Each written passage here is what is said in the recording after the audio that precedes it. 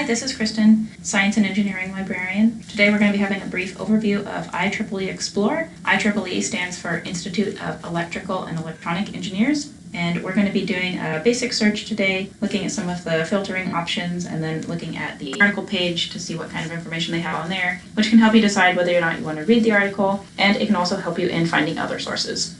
Okay, now that we're within IEEE Xplore, let's have a quick look at things before we do our search.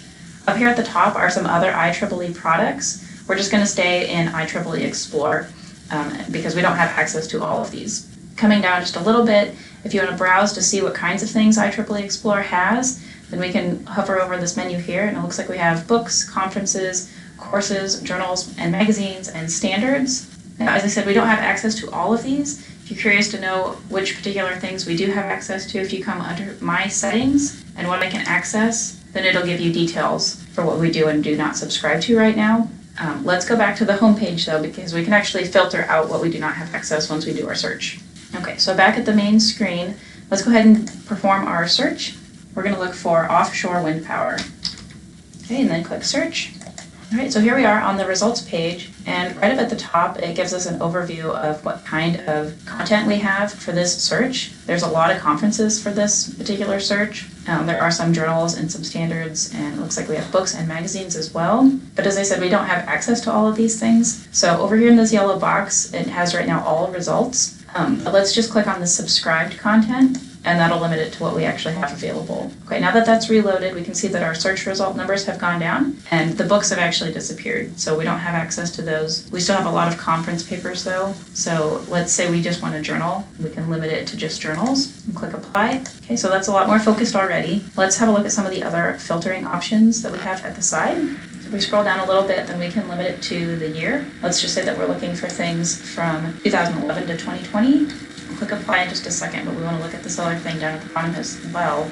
If we go under publication topics, then here you can find a lot of suggestions for keywords. So often when you're searching, you don't find what you're looking for on the first one or two searches. So if you're kind of stumped for what other terms to throw in there to look for, this is a really good place to look for ideas. But let's just leave it as is and apply our year filter. Okay, so now we have a really focused list. That's really cut down from what our original search was. We only have 525 things to look for now. So let's pick one of these and we'll look at the article page. Let's go with this one here. Okay, so once you have the article up, you've got a couple of options. If you want to just read the article in HTML on this website, then you can scroll down and you can read it that way, which is kind of handy.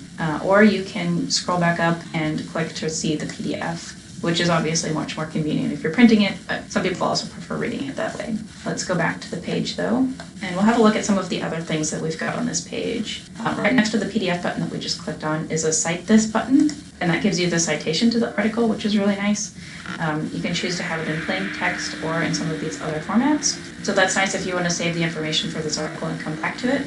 Coming down a little bit, we have the abstract. Some of the other buttons that we have here, this little R is the references, so that's the bibliography for the paper. You can click on that and view that here. So we just looked at the references, which is the bibliography for this paper, but what's also neat is that we can look at the paper citations, which are all the papers that have cited this paper. So that's going forward in time. The references are going backward in time. We can click on that and view what those are, and we've actually got little links to those, so that's very convenient. What's also nice, if we come down here to the side, is the keywords, and we kind of mentioned the keywords already when we were looking at the search results, but once you find one of the articles or any of the articles that are really interesting to you, you can come down to this keywords section, and there's a couple of different categories for keywords, and again, you can get a lot of different ideas here and try those out in your searches, and maybe you'll come up with something else that is really helpful. So if you wanted to save or share this article, we looked at the Cite This button, which gives you the citation for it, but you can also use this little share icon and you can email it to yourself or to somebody else, which is kind of handy. Or you can use the DOI, which is right here. DOI stands for Digital Object Identifier, and if you use this, it's like the ISBN for a book, and that'll bring anybody, you or other people, back to this paper. All right, that wraps up this video. So if you have any other questions, please do let us know. Thanks for watching.